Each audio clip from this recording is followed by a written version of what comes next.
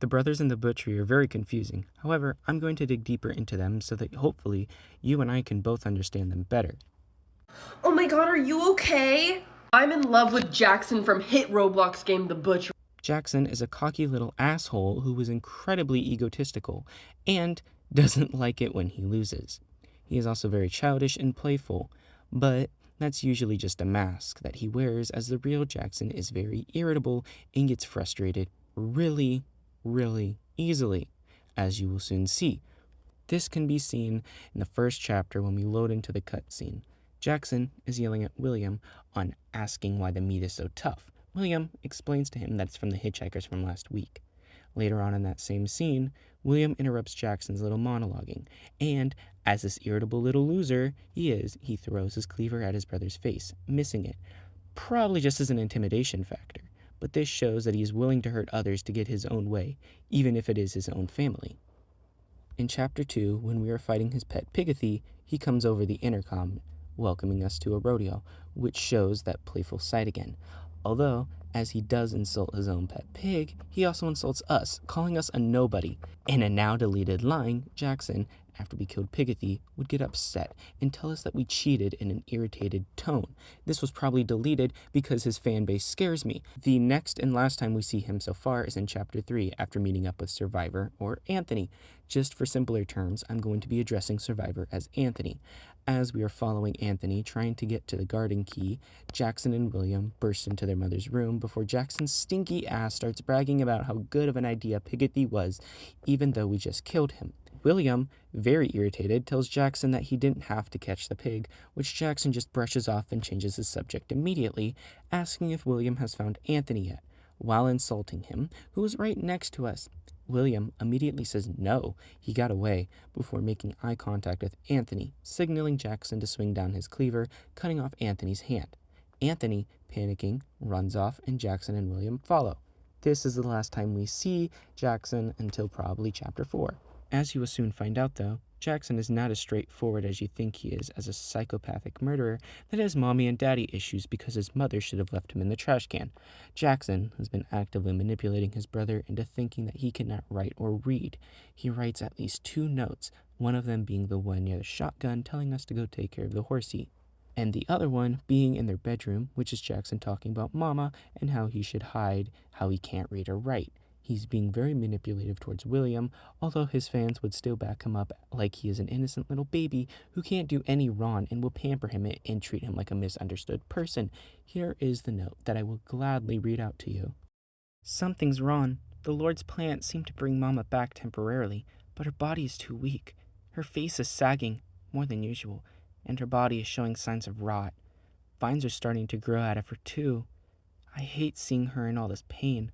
I just want Mama back. Did we do the wrong thing? The animals are starting to get sick too, but they show no signs of it. After all, animals' bodies are a whole lot stronger. What happens if we use animal parts as replacements? P.S. I gotta hide this note somewhere. William cannot find out that it. As you can see, he has been actively manipulating his brother into thinking that he's much more stupider than he really is.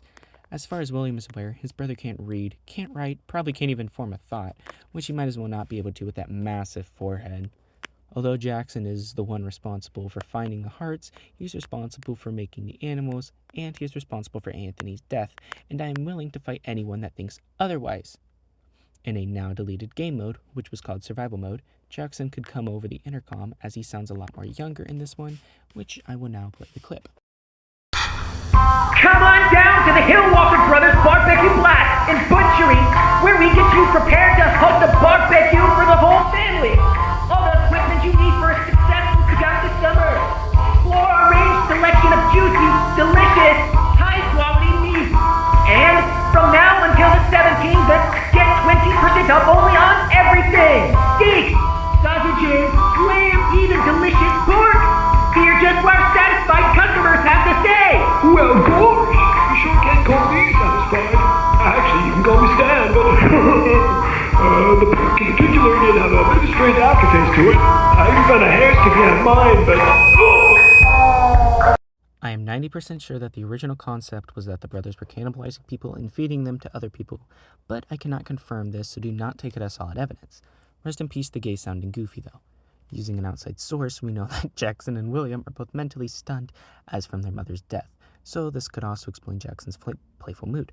Other than that, Jackson is a manipulative, psychopathic, mommy-daddy issued stinky little bitch who needs a good whipping, in my opinion.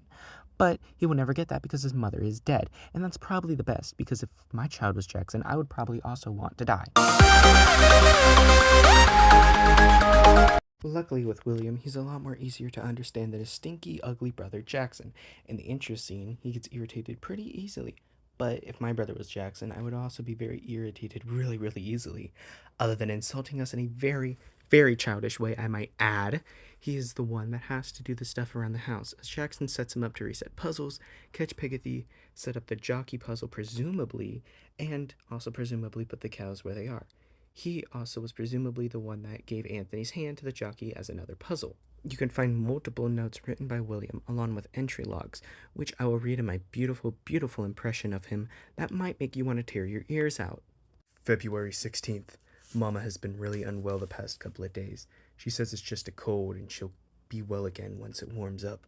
Me and Jackson went bug hunting in the garden. It's fun. I caught a grasshopper. Jackson caught a rat hiding in an old boot. Jackson says he won, but a rat is not a bug, so he lost. February 20th. Today was the worst day ever. Mama hasn't been out of her room in 3 days. She keeps saying that she's just tired. Me and Jackson played in the playroom. Jackson keeps taking all the toys for himself, so now I'm practicing my writing. February 22nd. Mama passed away. I woke up to Jackson crying in her room. I will be strong. I will take care of Jackson. I must.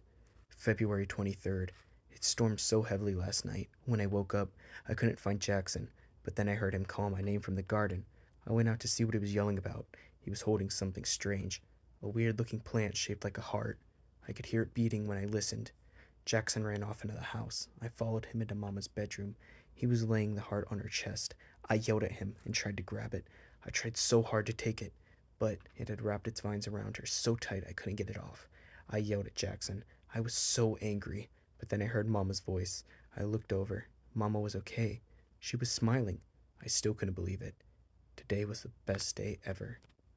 Other than us learning more about the heart and how much of a little shit Jackson truly is, we also learned that William forced himself to grow up just so that he could be there for Jackson. He also has written a note to Jackson telling him to do his laundry and a note to Mrs. Murphy. Dear Mrs. Murphy, my brother and I sincerely apologize for the distress we caused you and your son, and we take full responsibility for your husband's sudden aggression. We are still working out exactly how the hearts work, and with the Lord's help, we will perfect the process. Sincerely, William.